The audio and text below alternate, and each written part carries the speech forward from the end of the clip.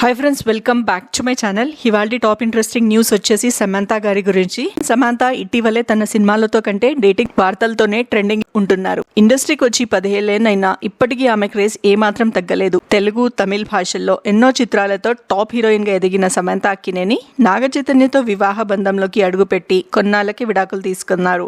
ఆ తర్వాత నాగ చైతన్య మరో హీరోయిన్ శోభితను పెళ్లి చేసుకున్నారు. సమంత మాత్రం ఇంకా సింగిల్ గానే ఉన్నారు. అయితే బాలీవుడ్ దర్శకుడు రాజ్ నిడుమురితో ఆమె డేటింగ్ లో ఉన్నట్లు తరచు వార్తలు వస్తున్నాయి. దానికి తగినట్లుగానే కలిసి విమానంలో ప్రయాణించడం, ఈవెంట్లకు హాజరు కావడం వంటి చర్యలతో ఈ జంట తమ మధ్య రిలేషన్ పై హింట్స్ ఇస్తూనే ఉంది. అయితే ఇద్దరిలో ఏ ఒక్కరు కూడా తమ రిలేషన్ ని బయట పెట్టడం లేదు.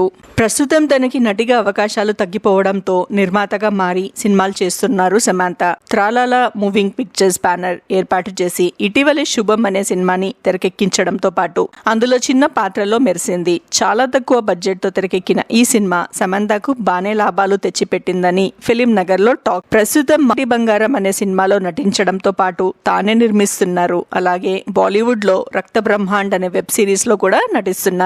తాజాగా సమంత కొత్త వ్యాపారం మొదలు పెట్టారట.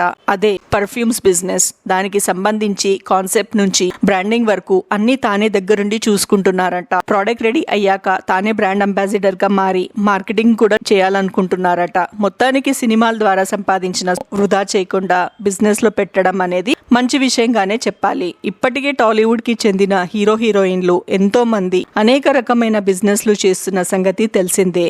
దీపం ఉండగానే ఇల్లు చక్కబెట్టుకోవాలనే సామెతను సమంత గట్టిగా ఫాలో అవుతున్నట్లు కనిపిస్తుంది. సమంతకు ఇంతకు ముందే అనేక వ్యాపారాలు ఉన్నాయి. ఫ్యాషన్ పై ఎంతో ఆసక్తి చూపించే ఆమె సాకి అనే డిజైనర్ దుస్తుల వ్యాపారం నిర్వహిస్తున్నారు. అలాగే ఏకం ఎర్లీ లెర్నింగ్ సెంటర్ పేరుతో పిల్లల కోసం ప్లే స్కూల్ కూడా నడుపుతున్నారు. మరోవైపు ఓ సూపర్ ఫుడ్ సంస్థతో భారీగా పెట్టుబడులు పెట్టారట.